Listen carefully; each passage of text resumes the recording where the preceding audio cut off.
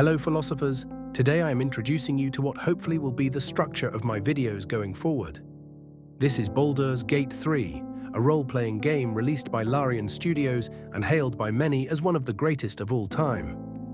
This game, along with many other fantastic games, presents numerous choices that prompt us to consider our actions in the situations our characters face. I want to take you on a journey with me as Gale of Waterdeep traverses this story and we ponder the choices before us. Along the way, we will be in search of hidden lore in-game books as well, which will be narrated for your listening pleasure. With that, I would like to introduce you to Gale, our protagonist of this journey.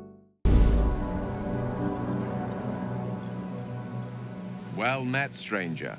You find yourself in the presence of the renowned wizarding prodigy, Gale of Waterdeep. Please, no need to be intimidated. My virtuosic talents once caught the eye of the goddess of magic herself, Mystra, who named me her chosen and her lover. Thanks to a slight miscalculation on my part, that relationship eventually soured, as did the greatest of my powers. Now I'm merely a humble wizard on the road to redemption, unless I can find the path to something greater. A man of many talents, to be sure, certainly not lacking in charm if you can get yourself a goddess for a girlfriend. Hopefully, those charms will help us escape the immediate danger we find ourselves in.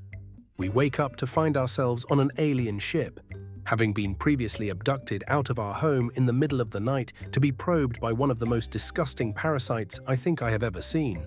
While we were trapped in an all-too suffocating embrace of an illithid pod, our captors were a little busy fighting some dragons, allowing us to escape.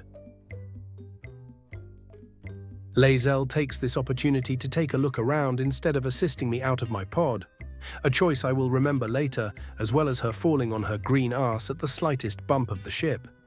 Taking a look around, she seems a little disheartened. Oh, hell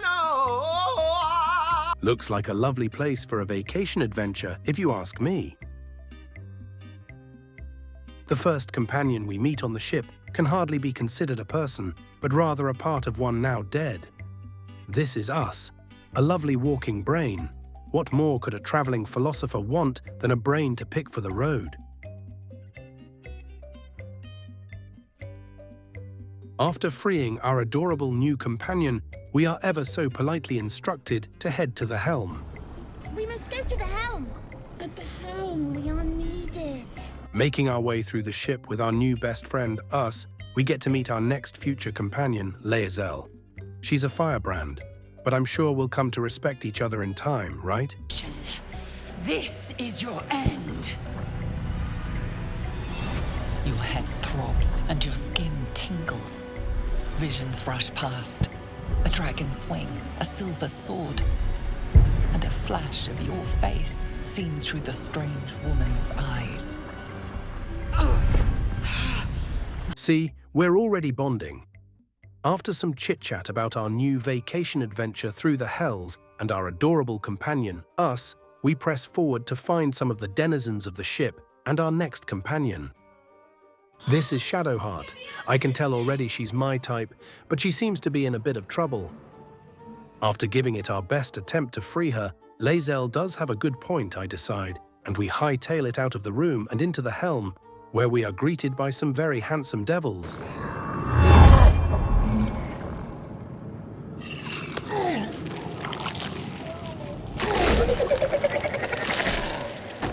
Okay, one less now, but that's all right. Mother always said sharing is caring. After a little bit of fighting, which was no issue for our Wonder Woman Lae'zel, she manages to reach the ship's control console. Acting as instructed by an illithid denizen, she connects the transponder and is nearly roasted alive for her effort. No. Firebrand or not, I don't think that friendly fire was called for. We finally managed to escape hell, but our ship is badly damaged. And though we have arrived back in our realm again, the ground is fast approaching in more ways than one.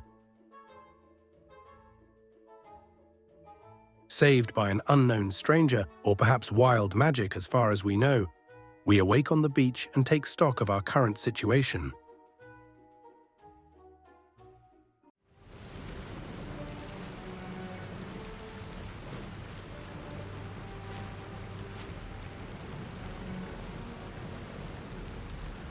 Despite your recent fall from the Nautiloid, you are miraculously unharmed. Apart from the volatile orb of Netherese magic buried within your chest, of course. It stirs softly. Soon it will hunger, and when that time comes, it must be fed. Starve it, and you risk triggering a cataclysmic explosion of raw, unfettered weave. Such an explosion will be unavoidable if the tadpole in your skull triggers ceramorphosis. An outcome definitely best avoided. That great mind is little more than a playground for a parasite right now. The tadpole must be disposed of. According to what you've read, you have but 7 days to find a cure. Well, that's the end of you. 7 days is certainly not a lot of time, so we quickly make our way down the beach and soon discover Shadowheart is still alive.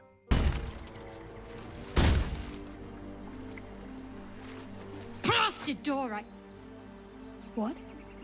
Stop! Not another step or I'll... Wait.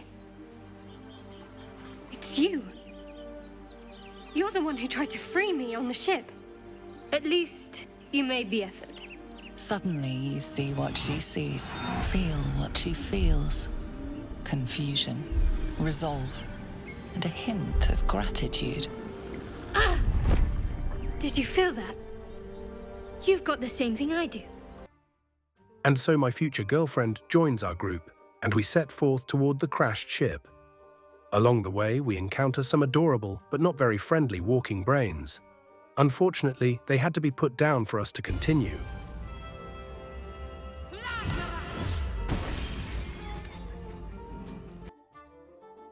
Upon further exploration, we encounter what appears to be a survivor of the crash. Hoping he's not an Illithid servant, we approach. Hurry! I've got one of those brain things cornered. There, in the grass. You can kill it, can't you? Like you killed the others?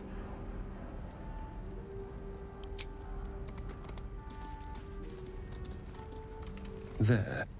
Can you see it?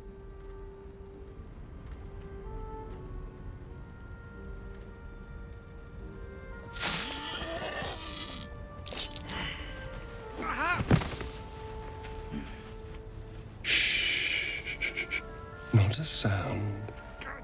Not if you want to keep that darling neck of yours.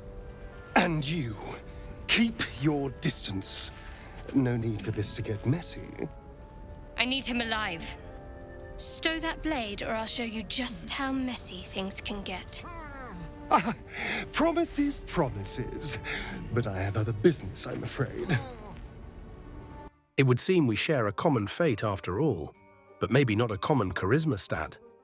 After making introductions, we decide to team up and head in search of Gale, stopping shortly to make a quick mercy kill of one of our captors. Monster. Death is too good for it. We find Gale shortly after, trapped in a cage. Zoru was right. Yellow as a toad, twice as ugly. The thing's dangerous.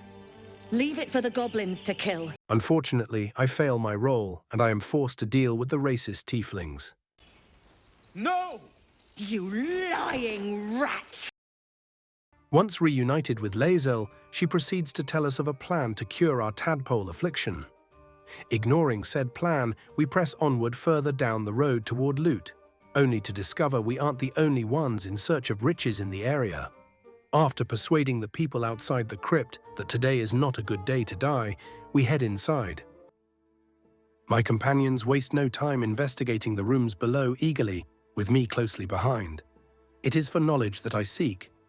Knowing Gale all too well already, she's liable to catch a book on fire with her torch upon inspection, so we quicken our pace. In one of the rooms, we discover the bodies of multiple grave robbers, likely part of the group we met outside. It seems they met a grisly end, a sign that perhaps there may be traps or even crypt guardians to contend with.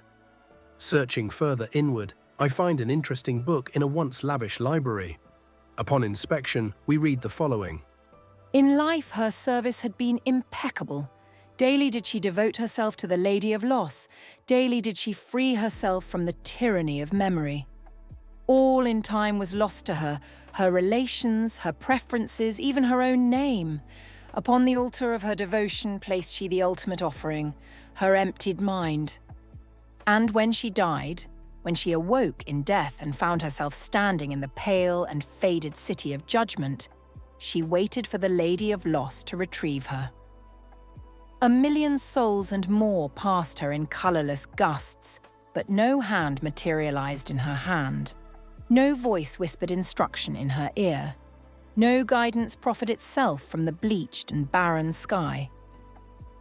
Time, immaterial time, passed around her like air, coming and going, and still the goddess did not come for her devotee. Kelemvor pitied her, as much as the Lord of the Dead is able, but could not intervene. This cleric of the Lady of Loss, unclaimed despite her worthiness, might yet have one more lesson to learn, that not of forgetting but being forgotten. We take a moment to consider the wisdom of these pages. To devote oneself, mind and body, to worship is a virtuous deed indeed, but one that can lead to significant personal loss. This woman sacrificed everything to her goddess and was rewarded with not even a sign for her fervour. This concept is our greatest fear as mortals. The fear that our efforts will fade away to nothing once we die, leaving nothing of us to be remembered by. You can build 1,000 bridges, but time will claim them all and your name.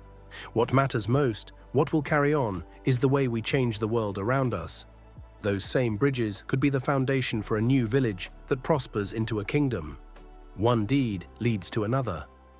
In this book, the Lady of Loss gains worship and influence, while the devotee's life is sacrificed piece by piece until there is nothing left. A cautionary tale, one we should most certainly heed as we continue our adventures. After finding a secret lever, we unlock the deepest parts of the crypt to find quite an interesting sight. Before us are armed scribes that appear long dead, surrounding a mysterious statue.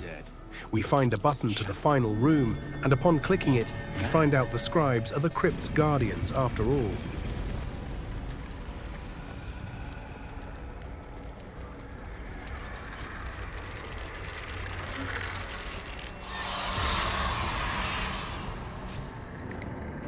After dealing with the Guardians, we are shocked to find yet another denizen of the crypt.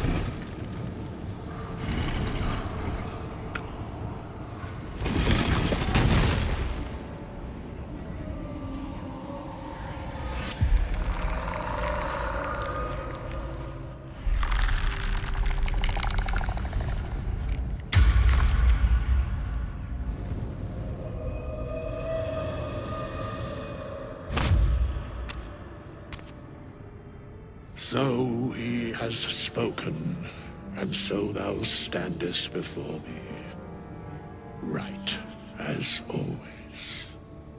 What a curious way to awaken. Now, I have a question for thee. What is the worth of a single mortal's life? A skeleton asking us about the value of life. That's more than curious, but who is he? An arbiter of certain matters. But that is not important now. Wilt thou answer my question? Well, that wasn't very helpful. So, I ask again, what is the worth of a single mortal life? We take a moment to consider how to answer this mysterious skeleton. All life is created equal, but what we do with said life is not. A person's deeds can make them valuable beyond material wealth, enriching our legacy as human beings.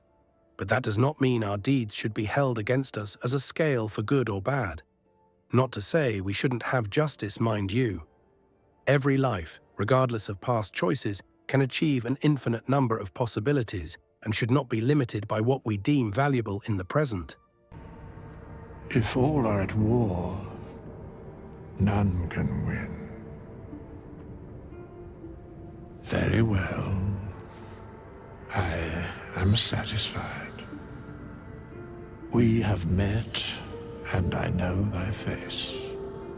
We will see each other again at the proper time and place. Farewell. Thank you so much for watching. These videos take me a lot longer than the basic ones I had made before, but it's worthwhile. Please, if you enjoyed the video and want to see more, I promise to improve. Consider giving me your subscription and a like. Comment below if you have some editing tips for me. Currently, I am learning the basics of using the OpenShot video editor. Hoping to have these videos out on a 2-week schedule, and we will continue with episode 2 of Gale's philosophical journey to save the world. Until next time, philosophers.